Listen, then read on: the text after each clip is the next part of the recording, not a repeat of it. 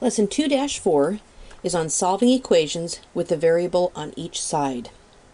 So in order to solve an equation that has a variable on each side of the equal sign, you want to add or subtract in order to get the variables on the same side of the equal sign. Then you can solve as you usually would. Let's take a look at several examples. 5x plus 2 equals 6 minus 7x. So the first thing I want to do is get both of my x's on the same side. So I think what I'm going to do is add 7x to each side of the equation. And that gives me 12x plus 2 equals 6. And my negative 7x and positive 7x cancel each other out. So let's just continue solving. So I'll subtract 2 from each side. 12x equals 4. Divide both sides by 12. So x is equal to 4/12, and you must simplify that to 1/3. Our second example involves some parentheses and a fraction. So let's go ahead and use the distributive property to get rid of the parentheses. So 1/3 times 18 gives me 6. 1/3 times 12x gives me 4x. 6 times 2x is 12x. And 6 times negative 7 is negative 42. Now I have an equation that looks like our first example. So let's get all of our variables on one side. I kind of prefer to have my x's on the left-hand side, so although it doesn't really matter. But let's go ahead and subtract 12x from both sides.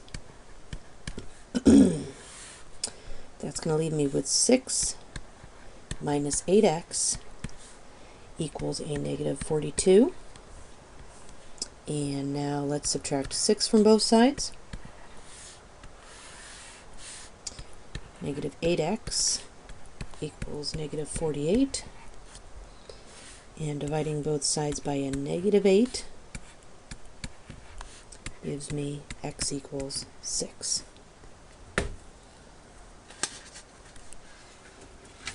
Here's a third example. Let's go ahead and do like we did in the previous problem and distribute.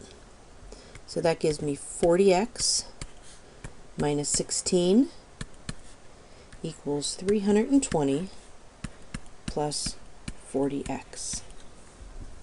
Now some of you may notice something interesting about this problem at this point, but let's go ahead and follow our rule of getting all of the x's on one side.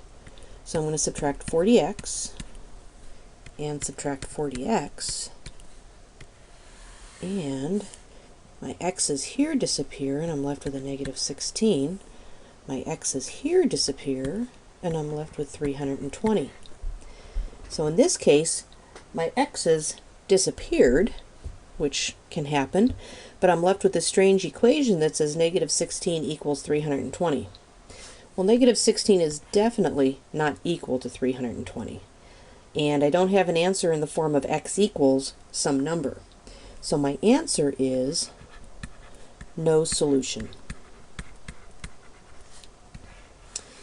If you solve an equation and your variables disappear and you end up with a statement that is not true, because clearly negative 16 is not equal to 320, your answer is no solution. What that means is that there is no value of x that I can plug into the original equation that will make that a true equation. It has no solution whatsoever. Let's take a look at a fourth example. Again, let's go ahead and distribute. 4x plus 80 equals 4x plus 1/5 times 400 is 80. Look a little interesting? We have exactly the same thing on both sides of the equal sign. But if you want to step through it and try moving all your variables to the same side, again, my x's cancel out, and I'm left with 80 equals 80. Now what makes this equation different from the previous example is this is actually a true statement. 80 is equal to 80. So my answer for this one is all numbers. In other words, I can put any number I want into the original equation for x, and no matter what that number is, it will make that a true statement. So in other words, x can be any number. And let's take a look at our last example. This is a consecutive integer problem. And it says 2 times the least of 3 consecutive odd integers exceeds 3 times the greatest by 15. Find the integers. Remember, our steps in doing consecutive integer problems are to, first of all, define our variables. And I'm going to start by saying let x equal the first odd integer. And since I have odd integers, I'm not going to be adding 1 each time. I'm going to be adding 2. Now it seems strange to be adding 2 if we're talking about odd integers, but think about it. Between 3 and 5, those are 2 consecutive odd integers, you need to add 2 to get to the next one. So I'm going to say let x plus 2 equal my second odd integer, and then x plus 4 is going to be my third odd integer. Okay, let's go back and look at the problem. It's talking about the least of these 3 odd integers, and then it mentions the greatest of these. So x is going to be the least odd integer. That's going to be the smallest. And x plus 4 is going to be the greatest, because clearly it's 4 more than x. So now let's write our equation. 2 times the least of these. So 2 times the least of these would be 2x exceeds 3 times the greatest by 15. In other words, 3 times the greatest plus 15 is going to be equal to 2x.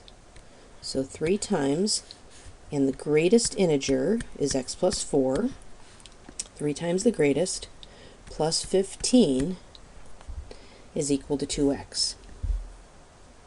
Now we have an equation with a variable on each side, so let's go ahead and solve that. First step, distribute.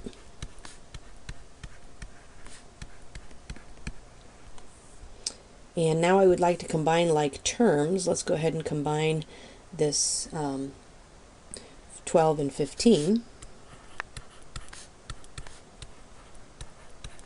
And that gives me 27. Now what I think I'll do is I will subtract 3x from both sides.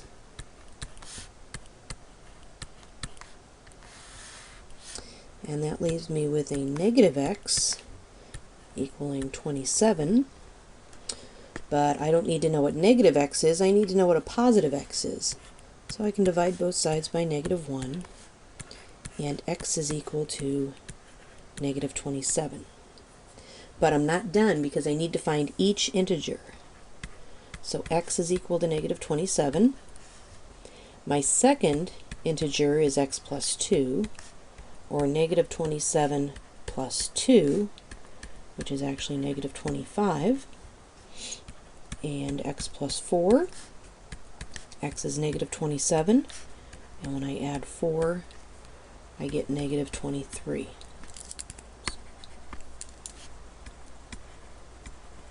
So my 3 integers are negative 27, negative 25, and negative 23.